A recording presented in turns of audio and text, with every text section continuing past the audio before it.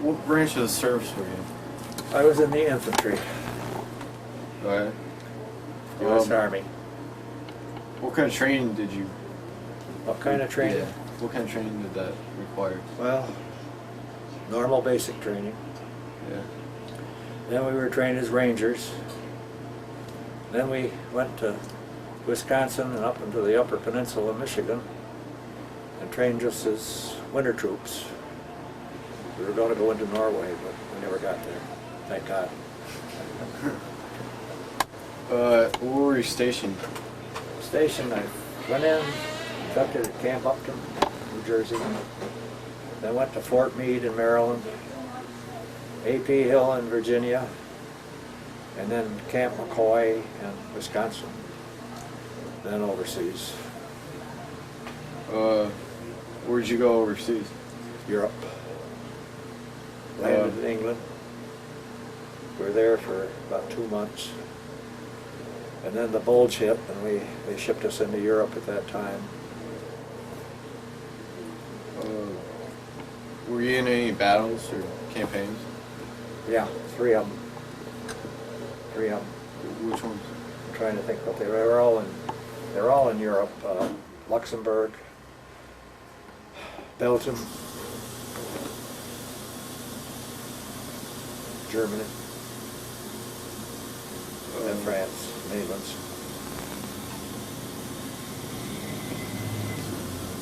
What were living conditions like? What were they like? Yeah. We were fortunate. Now you're talking about overseas, or? Yeah. We were fortunate because we were the conquering army, and we would move into a town, and after we captured it, we'd move it into the houses there. At no time were we in tents or anything like that while we were in combat. What kind of meals did you eat? Cape rations and sea rations, all mainly prepared. Occasionally we get a hot meal.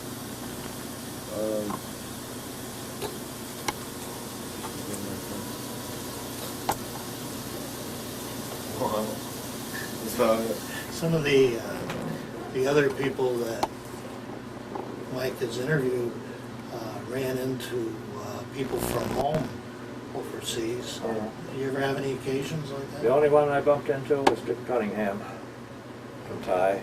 I don't know if you knew Dick or not. Bumped into him in London. In fact, I was sitting in a booth in a pub, and when closing time came, I stood up, and the booth right behind me was Dick Cunningham. We'd been together for the whole evening but didn't know it. We were sitting back to back in 2 booths. But he was the only one. Well, I'll take that back. When I was in the hospital for a while, and at that time 4 members of the old Thai National Guard was a collecting company that brought me back to the hospital, and they came to see me there. But they were the only ones from Thai that I saw. How were you received in England by the people there? Where? England? Yeah. Germany? Yeah, in each of the places. England, we were treated all right. They were glad we were there. I don't know if they were crazy about the attitude of the U.S. Army, but they were glad we were there. Mm-hmm. France, they were happy to see us. Belgium, they were happy to see us. Luxembourg, they were happy to see us. Germany, they weren't happy to see us. Yeah. When you traveled overseas, did you go on a ship? Yes, yeah. Yeah, we sailed out of Boston on Thanksgiving Day, 1944. We landed in England on my birthday in Liverpool. And then when we crossed the channel, we went by boat also. Coming home, we came by boat naturally. Going over was quite rough because we traveled the North Sea, or the North Atlantic there in the midwinter, and it was very, very rough. Waves are 10, 20 feet high. Everybody on board got sick, except me. And it was really a mess because when they served us food, we had big long tables. And of course the boat was rocking. And this guy over here, his food was come sailing past us, and we push it back, come sailing past us. push it back. Next time I come over, maybe he'd thrown up on his plate. It was quite hectic. The Battle of the Bulge you mentioned, that was in the wintertime, wasn't it? That was in the wintertime. It started in December. I wasn't in the actual Battle of the Bulge. We came in right after that. We were a backup division that moved in. That was when we went into Luxembourg, and that's where we first went into combat from there. But in the meantime, after the Bulge, we were up in Bastogne and places like that, getting prepared for combat. Were you involved in any of the occupation of Germany at the end? Yes, we were there from, well, the war ended in May. We left Germany in either late July or early August, I'm not sure which, but we were part of the occupation army.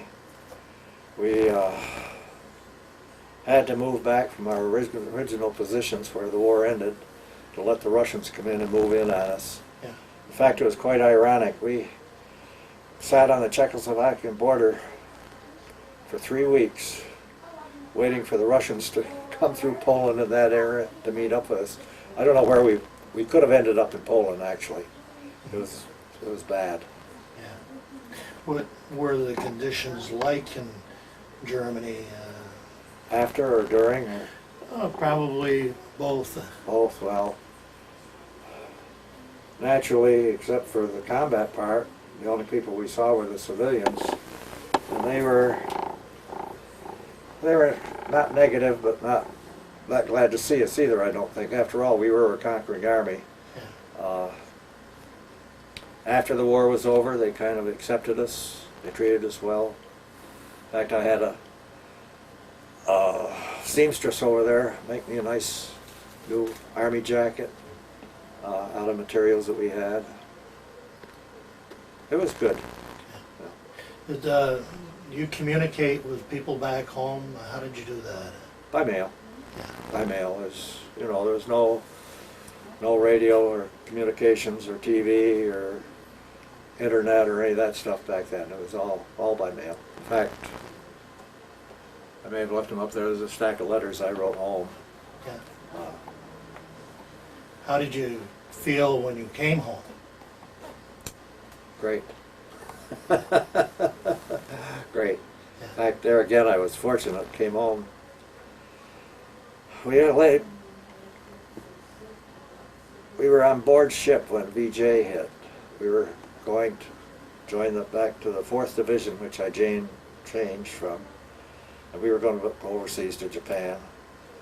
We were on board when Japan surrendered, all ready to dock in New York Harbor.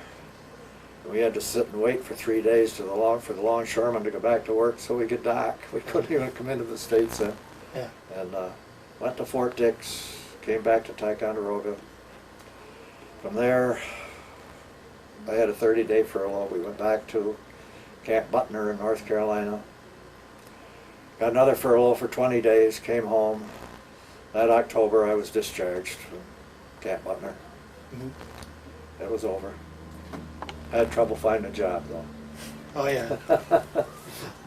Were you able to take advantage of the GI Bill? I didn't. I could have, yes, but I didn't. I should have, but I didn't. Yeah. I came home, personal, fell in love, and all I was thinking about was getting married and settling down. Did you know your wife while you were in overseas? I knew her, but she's quite a little bit younger than I am. She was just a little kid. Yeah. Met her after the war. So you have quite a number of children, and those children are part of what they call today the baby boom. Right. Of that era. Uh-huh. Yeah. 7. 7 children? 7 children, yeah. Isn't that something? 3 boys, 4 girls, yes. You talked about when you were in Germany in 1944 around Thanksgiving. No, we landed in England. We left Boston Thanksgiving Day. Landed in England December 3rd. Mm-hmm. We didn't go into Germany until February. Yeah. Late January, early February.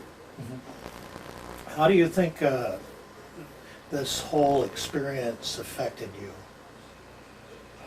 Probably favorably. Mhm.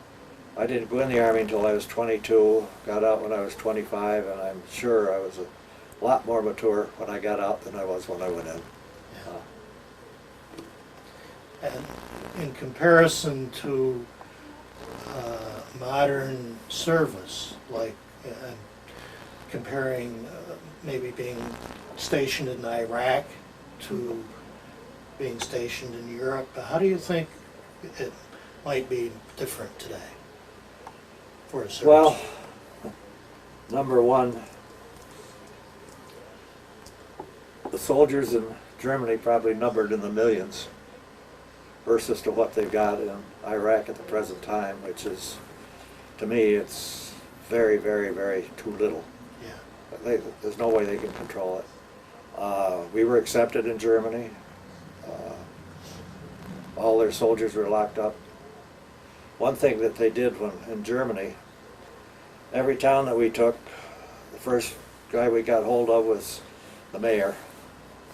We told him to collect all the weapons in that town and turn them into us, which if they had done in Iraq, they couldn't because they didn't have the troops to do it. But if they'd done it in Iraq, I think it would have been a heck of a lot better if they disarmed them at the time when they took over these places. They didn't do it. I don't know why. Did you have any experience in Germany with the people who were in concentration camps? Yeah. I've got some pictures here if you want to see them. They couldn't show them on TV, I don't think, but Yeah. we didn't liberate the camp, but we came in right after it was liberated, and I got some gruesome pictures that we took at that time. Yeah. It was horrible, really. Yeah. Furnaces, stocks of bodies all over. You can see where they burned them. The only thing I don't have any is where the gas chambers were, where they killed these people if they didn't starve to death. Yeah. So, Quite an experience. yeah, I think there's some comparison in Iraq with Saddam Hussein and how they gassed some of their people. Oh and yeah, that type of yeah, thing. yeah, they did. Yeah. And what I continue to hear is that war is a gruesome thing. Oh, it's horrible. Yeah. Horrible, Craig. I take it you weren't in service at all. No. You were fortunate. Yeah. I'll take that back. Maybe it would have been good for you if you'd been in service. I think it didn't hurt anybody being in service. That's right. But being in war and all the aftermaths and like that, you're fortunate you missed it. It's no fun killing somebody. Yeah. Well, anything you guys can think to add, or? Fire away. I don't know. If you care about medals or anything like that, they're on the Oh, wall sure. behind you up there. If Mr. Shapiro wants to take a picture of them, I'll let him.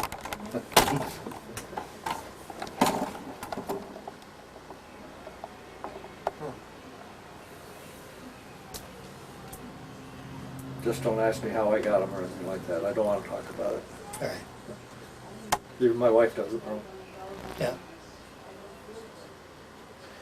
Well, However, I'm proud of them. oh yeah. That's one of the things that I think more and more people are realizing is that service for the nation and the experience of going away from home and putting your life at risk and dealing with all the things that are involved in war, that it is a profound experience Oh, for definitely. someone to be Yeah. involved in. Wow. Thank you very Hope much. these boys never have to do that either. Wow.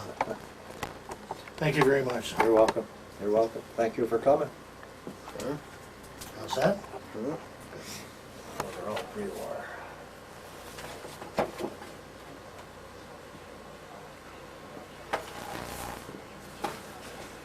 I've been fighting for years. This is strictly off the record. In fact, Mrs. Price, you have Mrs. Price in school? Yeah. Oh, Yeah. And then Mrs. Anderson, the speech Speech, yeah. person. That's my daughter. Yeah.